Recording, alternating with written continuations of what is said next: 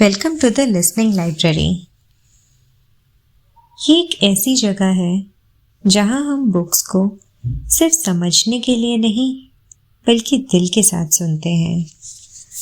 आप इस एपिसोड को वॉक करते हुए सुन सकते हैं, काम के दौरान, ड्राइव करते वक्त या रात को सोने से पहले। स्क्रीन देखना बिल्कुल ज़रूरी नहीं, बस सुनते रहिए।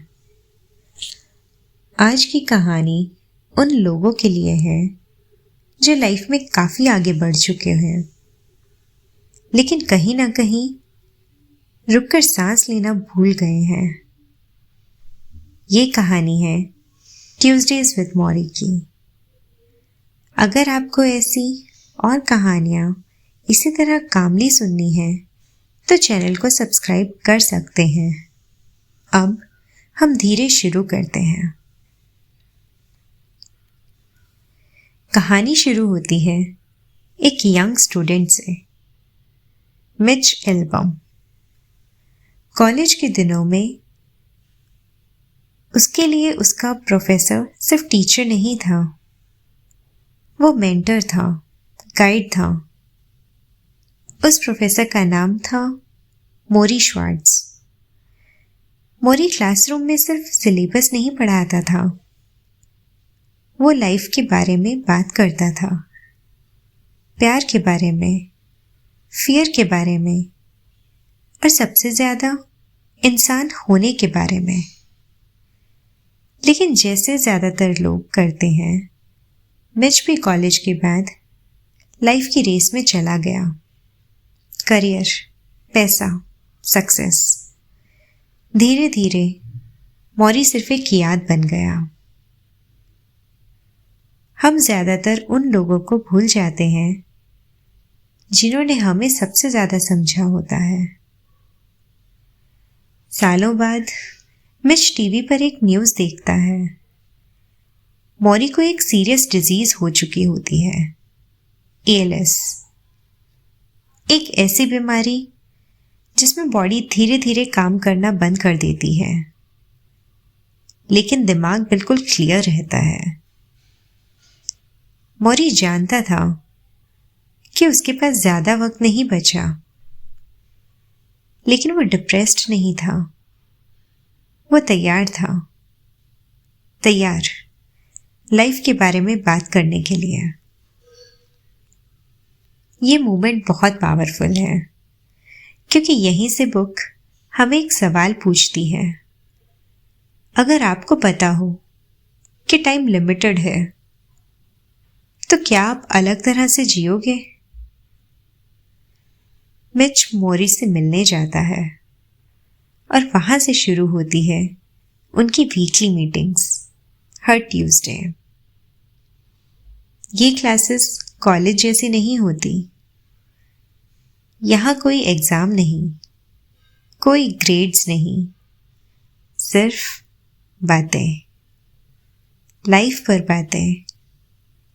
हर ट्यूसडे एक नया टॉपिक होता है। Love, marriage, work, money, death. और मोरी हर टॉपिक पर एक ही टोन में बात करता है, शांत, ऑनेस्ट, बिना डर के। मोरी कहता है, प्यार के बिना हम कुछ भी नहीं हैं। सक्सेस बिना प्यार के खाली होती है। अचीवमेंट बिना कनेक्शन के थका देता है। मौरी के लिए प्यार वीकनेस नहीं था, प्यार स्ट्रेंथ था। वो कहता था, अगर आप किसी से जेन्युइनली जुड़े हुए हो तो आप कभी अकेला महसूस नहीं करते। हम स्ट्रांग दिखने के चक्कर में इमोशनली वीक हो जाते हैं। मौरी का सक्सेस पर एक सिंपल व्यू था। वो कहता था, अगर काम आपकी पूरी आइडेंटिटी बन जाए तो रिटायरमेंट के बाद आप खुद को खो देते हो। काम ज़रूरी है, लेकिन काम आपका नाम नहीं होना चाहिए। मोरी कहता था, सक्सेस का मतलब है काम के बाद भी इंसान रह पाना। मोरी पैसों के खिलाफ नहीं था, लेकिन वो पैसों के डर के खिलाफ था। वो कहता था, जितना ज्यादा तुम्हें लगेगा कि तुम्हें कम है, उतना ही तुम कभी सेटिस्फाइड नहीं होगे। कंपैरिजन एक ऐसी भूख है जो कभी भरती नहीं। कंटेंटमेंट में कोई अमाउंट नहीं होता। कंटेंटमेंट एक डिसीजन होता है। मोरी डेथ से भागता नहीं था, वो उसे एक्सेप्ट करता था। वो कहता था, जब आप डेथ को एक्सेप्ट कर लेते हो, तब आप लाइफ को प्रॉपरली जीना शुरू करते हो। मोरी हर इमोशन को फील करता था, सैडनेस, पेन, ग्रैटिट्यूड। वो इमोशंस को दबाता नहीं था। वो कहता था, feel everything, then let it go. जो लोग इमोशन से भागते हैं, वही लोग ज्यादा सफर करते हैं। मोरी जानता था कि उसका टाइम खत्म हो रहा है, लेकिन वो बिटर नहीं हुआ। वो थैंकफुल रहा। उसने मिच को एक फाइनल लेसन दिया, जब जाने का वक्त आए तो पूरी तरह जाओ। अटैचमेंट और प्यार अलग होते हैं।